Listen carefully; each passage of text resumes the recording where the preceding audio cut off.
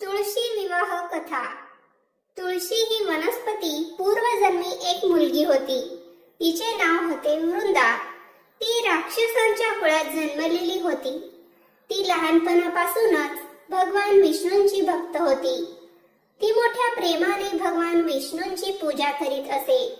जेव्हा ती मोठी झाली तेव्हा तिचे लग्न राक्षस कुळातील एक राजा जालंधर या राक्षसाशी झाला।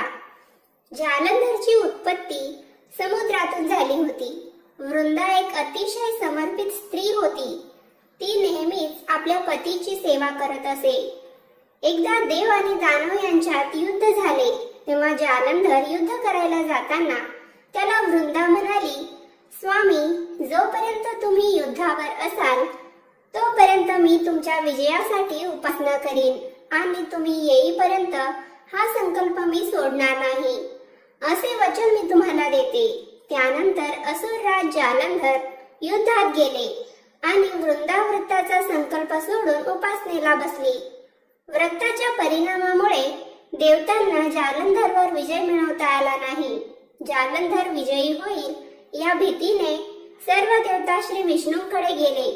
जेव्हा प्रत्येकाने भगवंताला प्रार्थना केली तेव्हा श्री विष्णू असे म्हणाले की वृंदा ही माझी परम भक्त आहे, मी तिच्या बरोबर फसवणूक करू शकत नाही। मग देव म्हणाले, आम्हाला तुमच्याशिवाय कोण मदत करणार? महाविष्णू, आम्ही तुम्हाला शरण आलो आहोत, तुम्हीच या संकटातून आम्हाला वाचवा। तेव्हा भगवान विष्णूंनी जालंधरचे रूप घेतले आणि वृंदाच्या राजवाड्यात पोहोचले। वृंदाने आपला नवरा पाहताच आपली उपासना थांबवली। ती ताबडतोब पूजेवरून उठली आणि त्यांच्या पायाला स्पर्श केला। जसा वृंदाचा संकल्प सुटला तसा देवतांनी जालंधरला ठार मारले आणि जालंधरचे डोके कापले गेले। कापलेले डोके राजवाड्यात येऊन पडले। जेव्हा वृंदाने पाहिले की माझ्या नवऱ्याचे डोके कापले गेले आहे तर मग समोर उभे असलेला हा कोण आहे? तिने विचारले, तू कोण आहेस ज्याला मी स्पर्श केला?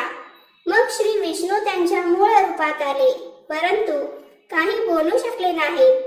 वृंदाला सर्व काही समजले। तिने श्री विष्णूंना शाप दिला आणि पाहता क्षणी श्री विष्णूंचे पाषाणात रूपांतर झाले।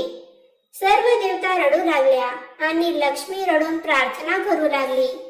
ते पाहून वृंदाने श्री विष्णूंना शापातून मुक्त करून आपल्या पतीसोबत ती सती गेली। काही दिवसांनी जेव्हा तिच्या राखेतून एक वनस्पती बाहेर आली तेव्हा भगवान विष्णू म्हणाले, आजपासून ह्या वनस्पतीचे नाव तुळशी असून माझ्या पाषाणरूपी स्वरूपाचे म्हणजेच शाळीग्रामचे तुळशीसह पूजन केले जावे। तुळशी शिवाय केलेली पूजा माझ्याकडून स्वीकारली जाणार नाही।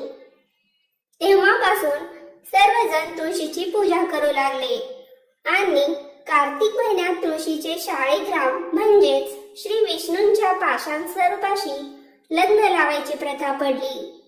देव उत्तरी एकादशीच्या दिवशी हा तुळशी विवाह म्हणून साजरा केला जातो। अशा प्रकारे मित्रांनो, तुम्हाला ही कथा आवडली असेल तर या व्हिडिओला लाईक करा, शेअर करा, या चॅनलला सबस्क्राईब सुद्धा करा। पुन्हा भेटूया अशाच एका नवीन व्हिडिओ सोबत। तोपर्यंत धन्यवाद। श्री स्वामी समर्थ।